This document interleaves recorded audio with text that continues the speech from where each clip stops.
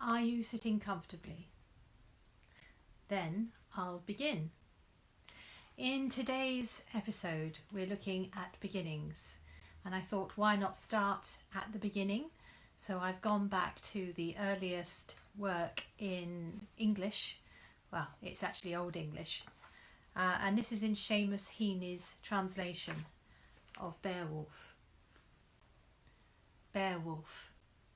Prologue. The rise of the Danes.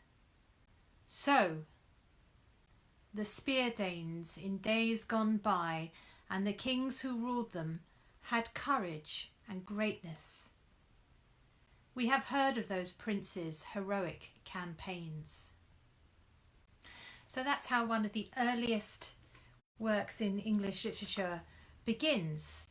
And this episode is all about getting a really good punchy start for the novel or the short story or whatever it is that you're working on. And I thought, why not learn from the greats? So let's learn from Beowulf.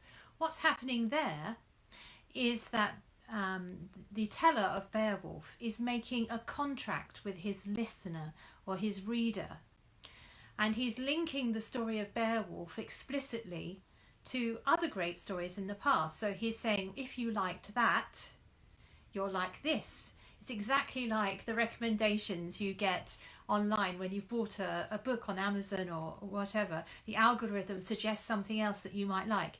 That is what in an older form is happening in Beowulf. If you like the great stories of the Danes, then you're going to like this story of Beowulf.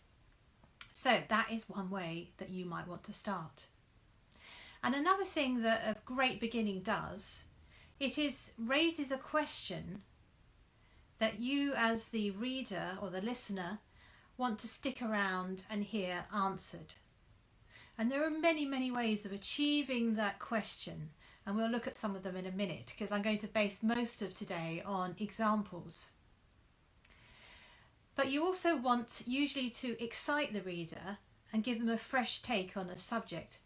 There is some important exceptions to that rule, and that's in the world of fairy tale or nursery stories, when you're wanting to comfort and connect to a tradition. So if I said, once upon a time in a magic kingdom, you all know immediately where we're going. So in that case, you're allowed to use something formulaic. But on the whole, most of us look for something original. So let's think of some successful beginnings. So I've broken these up by genres. There are some that have become bywords. So Jane Austen's opening to Pride and Prejudice is so famous that you only need to say about 2 or 3 words and people know how it completes.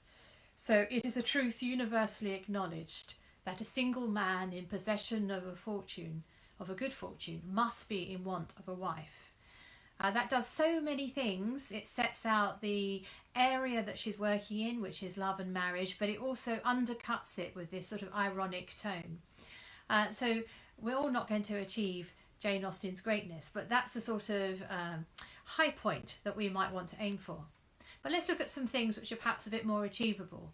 So if you're writing a dystopian genre, I had a look at the beginning of 1984, and this is how George Orwell starts that. It was a bright, cold day in April, and the clocks were striking 13. Now, it's quite a straightforward sentence until you get to the clocks were striking 13.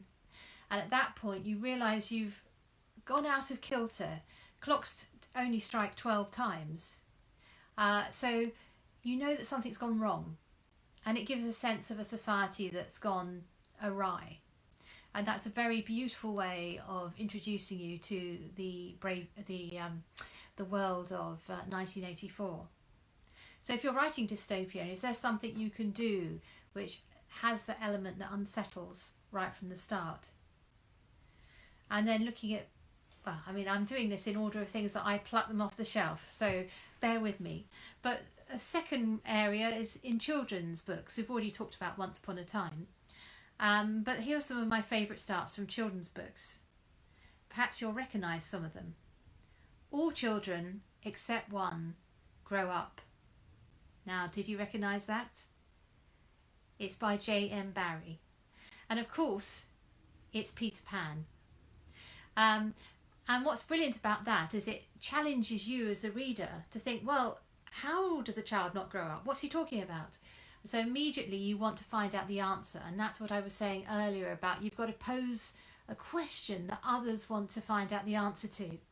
And by the way, you've got to answer it in the book or else they won't like it. So another favourite one has a really sort of, it could be almost the beginning of a thriller, but it's a children's book. Where's Papa going with that axe? That's from E.B. White. And that's from the fantastic story Charlotte's Web. So you could start with direct speech like that. And of course the thing which clinches that sentence is the axe. Where is he going with the axe?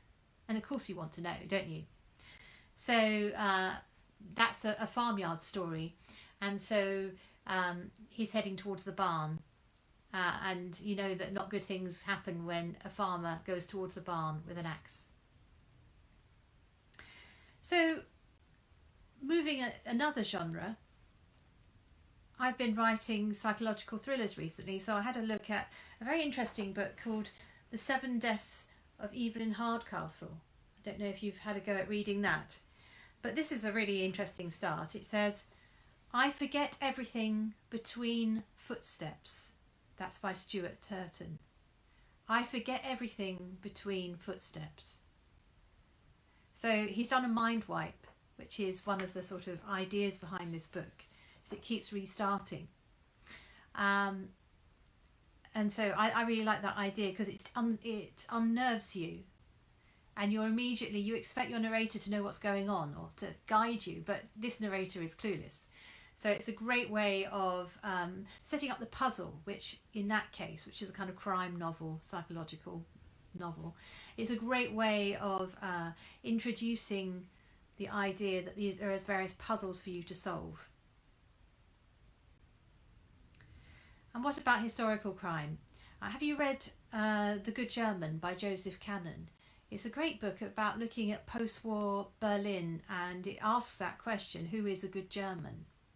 But it has a very good straightforward opening, which is the war had made him famous.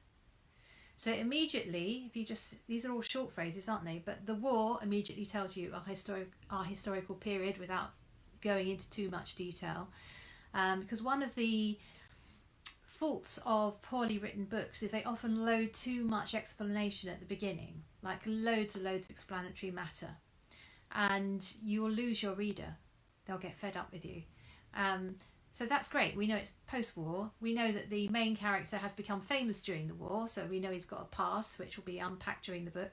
In his case, it's as writing articles. So it's a story of someone who's going out to look at what's happening in post-war Berlin. So it's very succinctly set up in that phrase. Oh, and here's another one which I really love. Could you do something like this? This is from the literary novel We Are All Completely Beside Ourselves by Karen Joy Fowler. This is great. Just listen to this. So the middle of my story comes in the winter of 1996. Now what's brilliant about that, you've probably noticed, is that she's saying, I'm telling you the middle of my story. And you've just opened the book, so you're thinking, hang on a minute, I don't know what the start of the story is. So there's a sort of joke played on the reader there, that this is a novel. I can't tell you too much about it because if you know the twist, it spoils it. So starting with the middle is a real challenge, and it made me want to read on. So can you do something like that where you're playing with your reader? And finally, I'd mentioned on a previous broadcast, I think on Friday, that I was going to, during this time of quarantine, read Anna Karenina. But it reminded me that actually it has one of the most famous beginnings of a book. You must have heard this somewhere, even if you don't know where it comes from. Happy families are all alike. every unhappy family is unhappy in its own way. So superficially, that's a bit similar to Jane Austen. It's a truth universally acknowledged. But actually, there's a different level of irony. Jane Austen sets that up as something which she's going to make play with. Whereas I think Tolstoy is putting that out there as a sort of serious philosophical statement. Though if you're a Tolstoy scholar, you might tell me differently. But anyway, a famous beginning. So a challenging sort of statement which you're going to investigate in your story is another way to go. Of course, there is many ways of starting books as leaves on the tree. And I can't cover them all. But I thought I'd look at a couple that I've actually done recently to give you a sense of where I'm at with my beginnings for books at the moment. So my novel last year, which I published as Joss Sterling, called The Silence, there we go, has, I think, one of my better opening lines. So this is from the prologue. Jonah never thought he had it in him to kill a woman, but he was wrong. She was lying at his feet. So it starts with a dead body. That's, hopefully an interesting thing that you want to find out why this is a dead body. And it introduces you to Jonah, potentially as our killer, right from the start. But that's not the whole story. And you want to find out what brought us to that point, which is the rest of the, that's where the book cycles back to after a while. So that's what happens in The Silence. And then, so that's the world of psychological thrillers, but I also write in many other genres, as many of you know. And I thought I'd read you the start of my next novel to come out, which is called The Summer of Wishful Thinking, which is under my pen name Eve Edwards. And this is in what they call uplit. So it's a feel-good literature. You're supposed to read it. It's got comedy, but it's also got a fair amount of life experience in it as well, which ends on an uptick. And I thought I'd read you the start to show you that actually we shouldn't just talk about a single line at the beginning. The contract you make with your reader happens really in the first page. It's not just a single start. So are you sitting comfortably? I'll read the beginning. You get a sneak peek that no one else has got. So he said to me, "Would you mind wearing a costume?" Gemma smoothed the black skirt over her thighs, wondering if anyone would spot the ladder in her tights. Diana's laughter lines deepened around her eyes. She turned down Beyoncé so she could concentrate on the directions now they were almost there. Ooh, kinky. Stop it, Di. He didn't mean it like that. Gemma refreshed her phone to check they hadn't missed the turning. In high summer, the Suffolk lanes were overflowing with grasses and lacy cow parsley that obscured signs and even some of the narrower turnings. They were sweet about it. Next right. No, other right. I mean left. Diana signalled, used to Gemma's erratic grasp of directions. And did you agree, Gem? I had to. No, you did not. All we have to do is turn up, officiate, do the paperwork and go home. We do not have to agree to join in anyone's fantasies. Unless we want to, of course. She directed a suggestive eyebrow wriggle at Gemma, making her laugh. But they were making such an effort, Di. He's wearing a replica of the doublet and hose in Henry VIII's most famous portrait, and she's made herself a version of one in the painting of Anne Boleyn. Correct me if I'm wrong, but they're having not just a Tudor-themed, but a Henry famous for his 6 wives-themed wedding. Exactly. Gemma held up her phone, hoping 4G would be restored, as she wasn't exactly sure where they were now. I think the irony escapes them. So what costume did they want you to wear? Axeman? So it's obviously a comedy. It's 2 registrars. These are people who go and marry people, birth, deaths and marriages. They're on their way to the wedding. So I'm packing into that conversation a lot of the background that you need. So you've got the background of the fact that they're in the Suffolk countryside, that they travel to weddings, that they're sometimes asked to dress up for the weddings. and that Gemma's a bit scatty. She isn't great on directions, but she's got a nice warm relationship with her work colleague Diana. So it's all packed in there without me saying, oh, by the way, she gets on well with Diana. You're supposed to pick that up from the way they talk to each other, but you're also expected to pick up the bigger themes of, this is a story about weddings and love and people at the stage in their life when they're getting married or thinking about it. So a bit like Four Weddings and the Funeral, the film, which is a modern version of that. Anyway, so that's the kind of thing I was doing in a comedic opening. So we go from dead bodies on the floor in a psychological thriller to, you know, jokes in the car in a contemporary comedy. Anyway, I've probably gone on too long, which is inexcusable when talking about starts. And of course, I suppose after doing starts, the next thing I'll have to do in the next episode is the end. So this is, for today, the end.